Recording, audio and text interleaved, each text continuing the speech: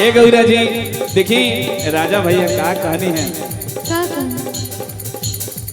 आज झूठ बोले विषधर काटे,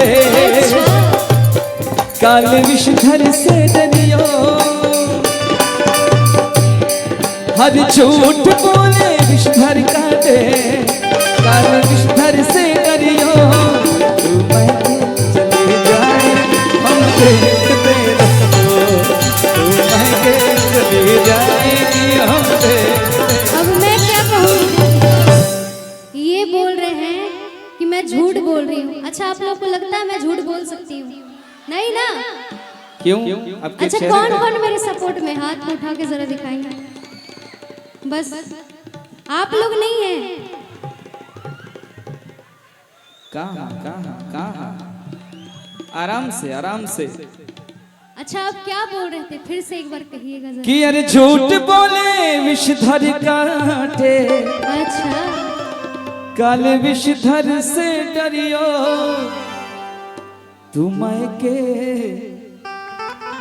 कि मैं दूजा प्यार चाहूंगा, तुम देखते रहियो। अच्छा जब आप हमको भांग पीस के नहीं देंगे ना तो हमको दूसरा लाना पड़ेगा पीसने के लिए। मेरी भी तो मजबूरी समझिएगा। सुनाइए। मेरे रहते हुए सौतन कि ना हमसे भंगिया पिसाइए गणेश के पापा, कि नहीं हर जात बनी। ना हमसे भंगिया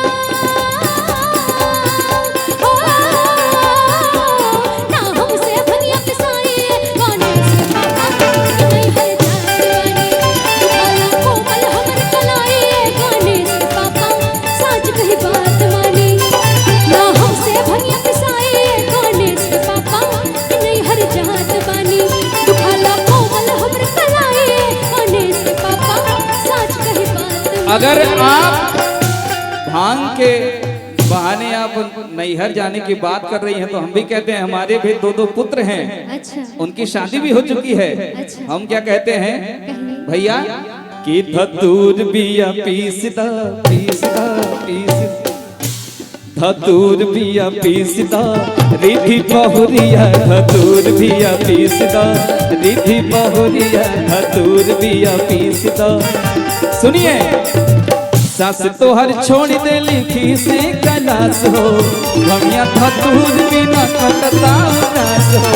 सास तो हर छोड़ दे लिखी से कैलाश हो, भमिया धतूर बिना कटता उदास हो। इहवे पिया दसवारा तुले जल जल जल हो, धतूर बिया पीसदा रिधि बहुरिया, धतूर बिया पीसदा रिधि बहुरिया, धतूर बिया पीसदा।